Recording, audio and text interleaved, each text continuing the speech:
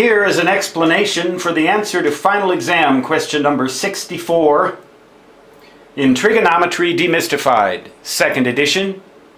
Please refer to page 380 and also refer to figure exam-7 at the bottom of page 380, which is reproduced here.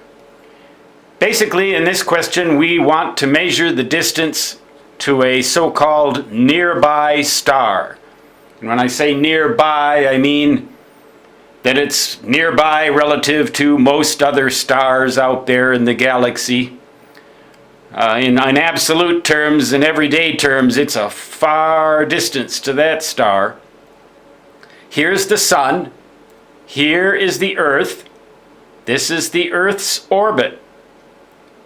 We view the star when the sun, the Earth, and the star all lie on a common line.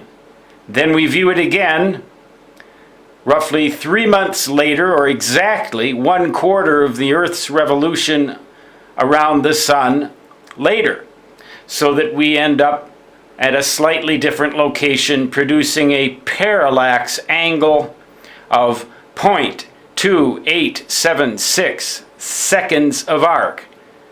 This angle, because of the law of opposite angles, or vertical angles as they're called in geometry, is the same measure as this angle.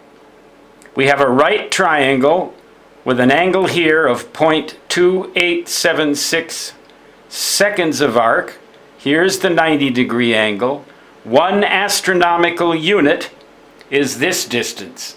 So the tangent of this angle right here, which we know the measure of, is equal to 1 over the distance to the star as measured between the sun and that distant star, which for all intents and purposes we can consider the same as the distance between the Earth and the star, because this is a greatly exaggerated drawing in the vertical sense. In reality, this triangle would be so flat that it wouldn't even show up as a triangle in this rendition. But we've conveniently distorted the drawing. So what we need to do first is take our calculator. Then, realizing that we have this angle here, it is that many seconds of arc. Remember that a second of arc is equal to 1/3600th of a degree. So that's how many degrees a second of arc is.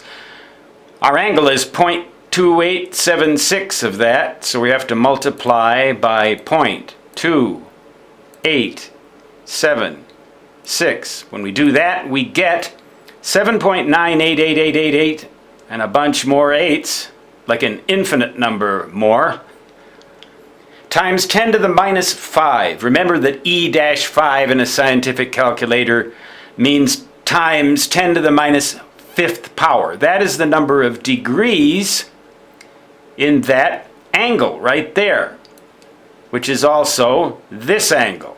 So 1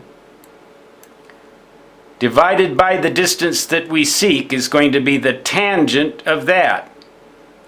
Let's take the tangent of that. Note, our calculator is set for degrees. We take the tangent of this angle just by hitting that tangent key, and we get 1.394 and a bunch more digits times 10 to the minus 6th. Now that tells us that this ratio, 1 divided by the distance that we seek, is equal to this messy arcane number here. All we've got to do is take the reciprocal of this, and we'll get the number of astronomical units to that so-called nearby star. So we take the 1 over x key, the reciprocal key, and just hit that. 717,193, roughly. Or, if we round that off to 3 significant figures, it would be 717,000. Well, that's choice A in our repertoire of answers here, because if we round this off, it's 7.17 times 10 to the 5th.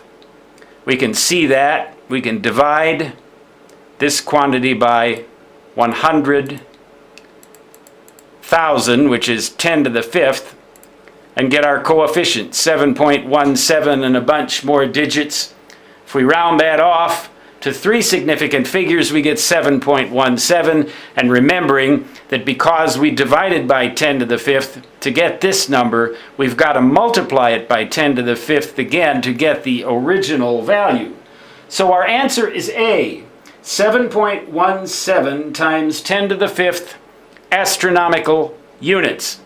Now you might say the distance is however many we would get if we worked this out to many, many, many significant digits minus 1, because of course, well, it's minus 1 in this case right here because our Earth is 1 astronomical unit closer to the star than the Sun is, but at the level of only 3 significant figures in this situation, that is not a concern. So again, our answer is A.